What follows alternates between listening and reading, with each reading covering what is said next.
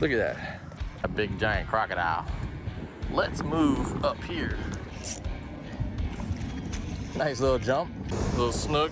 In today's episode, we're doing a DIY bait trap, and I break my curse on snook. What's up, guys? Welcome back to another episode of CEO Fishing, brought to you by The Real Hooker Bait and Tackle, Nines Optics, and Livingston Lures. In today's episode, we are using a soda bottle.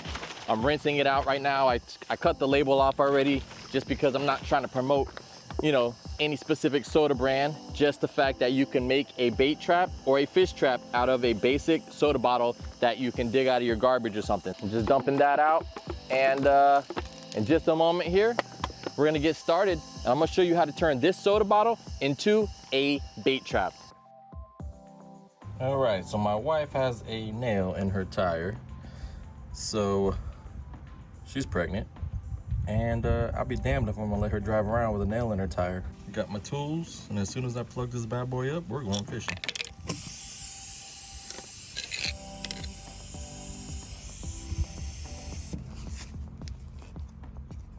This is extremely simple. All you need is the soda bottle, obviously, a knife to cut it, and something to puncture the holes. You can use the knife, but I changed my wife's tire today, and I said, you know what, this would actually be pretty good for puncturing the holes in the soda bottle, so that's what we're gonna use today.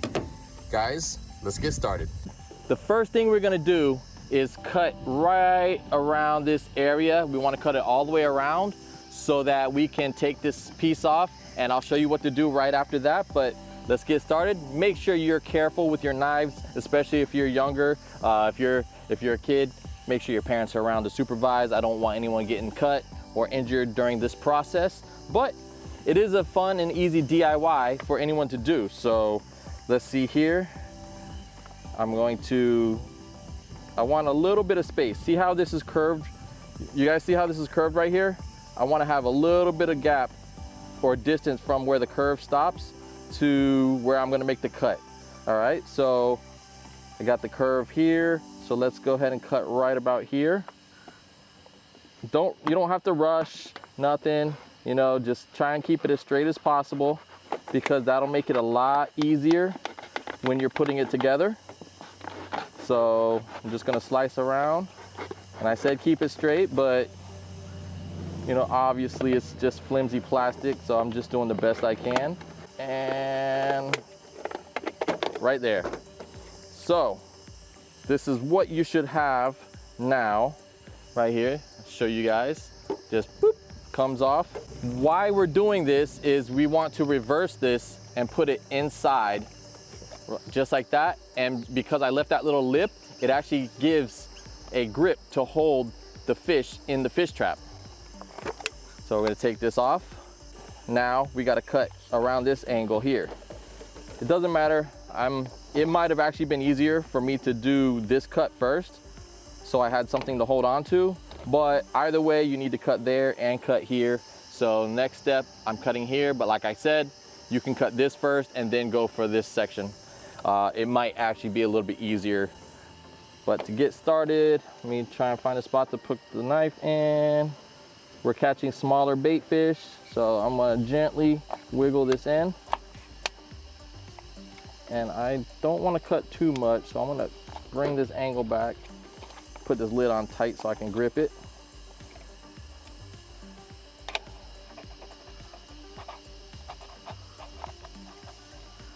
This part you wanna be really careful. You don't wanna cut too much off. And I'll show you why. You just want to get the tip off, just like that. That's all you want to cut off. See the hole?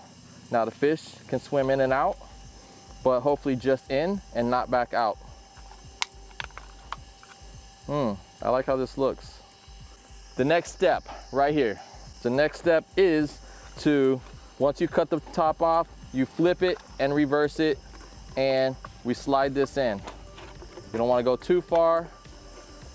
You just kind of line it up with the edge here.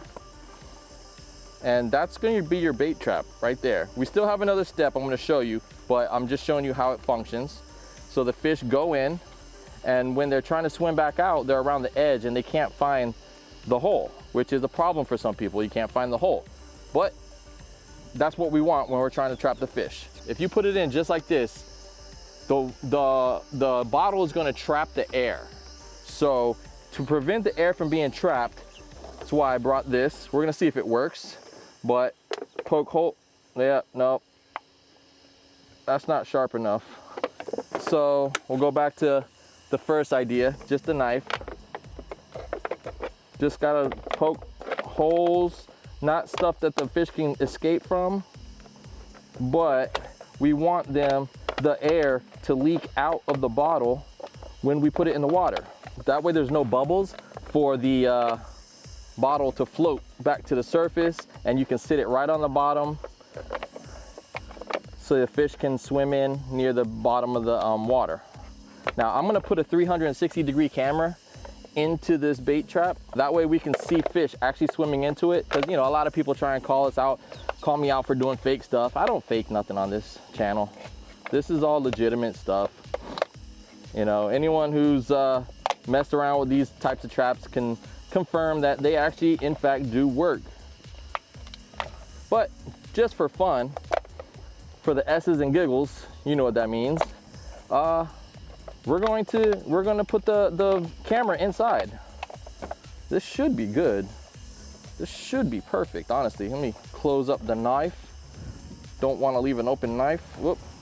Let's close up this knife here. It's actually broken. You gotta be careful because sometimes it holds, sometimes you see that, and sometimes it doesn't. So always gotta be super careful with the knife, especially the cheap ones. My idea was I was gonna put this in and do this like with the tire of my wife's car this morning, but you know, I guess this part's not quite sharp enough, but we got it done. Let's pop this in just like that right there, and ladies and gentlemen, boys and girls, we got ourselves a fish trap. Guys, the next step, put some bait in, drop it in the water, and we're gonna catch ourselves some bait fish or aquarium fish or invasive fish, or just cute little fish that we want to look at. Whatever your preference is in that situation, that's what we're doing today. Stay tuned, be right back. I've decided that the 360-degree camera is not ideal for this, simply because I got to put the bread inside. There's not that much space in there, so I didn't want the bread to just be sitting on the lens. So I'm going to put my GoPro inside the water. I'll sit it just outside. I'll set this here. I'll have the GoPro aimed just like this so you guys can see all the fish going into it. Let's get baited up and drop this bad boy in the water. All right, we got the Wonder Bread. Yes, we do. Boom, right there. And I don't want to squish it. I'm just gonna dump some pieces in here, you know, and I'm probably gonna throw it over here. So let me kind of chum up a little bit, get a little crumbs in there to see if there's some fish shooting out, because I want to make sure I drop it in a spot where there are actually fish. And a lot of times, if you guys can see down here, there's a lot of vegetation along the edge. A lot of times that's where the fish are going to sit. Oh, look at that. There's a bunch of little jewel cichlids right here, African jewel cichlids. So this might actually be the spot that I'm going to put it in. Super easy to reach. I got bad knees, but I'll manage to get down there. All right, so we've got the bread in. A couple little crumbs. All right, we're gonna step here. Try not to disturb the fish too much. Let's go ahead and turn my GoPro on. Booyah, I didn't even charge the GoPro. Let's tilt this up because I wanna show you guys everything. Gently step in here. These fish are not shy at all. So let's put this in the water. See how the bubbles are coming out? We don't want any bubbles. Look at that, right out the back where I plugged that up. I'm gonna set this right here. My GoPro just died. So the GoPro is a no-go. But there's already fish going into this. Let me just grab this real quick. You guys just saw this. I just put this down. I just put it down and there's already fish inside. So you can't tell me that this does not work. Holy crap. I literally just put this in. Look. I know you see that. I know you see that. That's how fast. That's how fast. That's how fast. I mean, one got out. I could have picked it up already. But that is how fast this works with these little cichlids. I didn't even have a chance to go change my GoPro or nothing. But you guys can see it clear as day that that thing is working. So mission's already accomplished. What I will probably do is, I see a peacock bass right there and then one right there. So I might just go to my truck and grab a fishing rod. But let's bring this up here and show you guys. Let's bring this up here and show you guys. Look, those are fish right there. Look at that. So I'm going to set these down while there's still some water in there and be right back. There you have it. There's 4 little jewel cichlids. I'm gonna drop this down, try and get some more because I saw some bigger ones there. And I'm gonna go grab a fishing rod from my truck and we're going to see if I can catch a peacock bass or a largemouth bass or maybe even a snook on one of these fish that I just caught. There's a peacock bass cruising around. So we're gonna take the biggest one here. And all we're gonna do, put it right through the front lip. And we're gonna cast it out. He's chasing, whoop.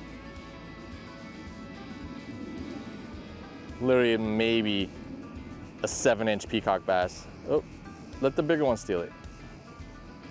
Oh, bigger one, got him. Got him. Bigger one, but still tiny. Still tiny. But that's how aggressive these little guys are sometimes. You know, there's days you can come out and they will not hit anything. And then there's days you come out and they absolutely smash everything. But despite being a little fish, he's very beautiful. Throw him back in so he doesn't stay out of the water too long. But yeah, that's how we do it, man. Now I'm curious if there's more fish around here, like something a little bit bigger. I actually kind of want to feel a fight now. Maybe I'll take these to another location and try and catch some fish. I'll be back once I figure that out. Got one. Got him. Nice.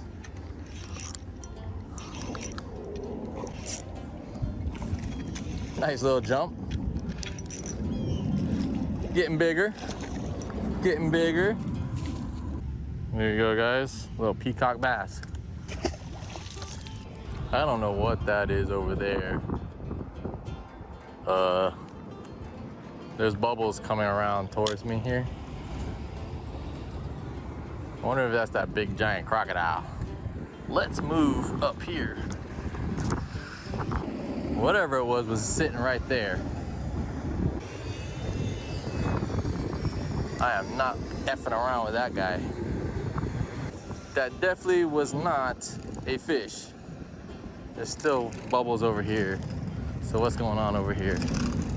Is it the croc? Is he under there? Well, whatever it is, it's sitting down at the bottom, not moving right now because it clouded around, came right around. I still see some bubbles popping up in the middle there. So I'm not messing with it.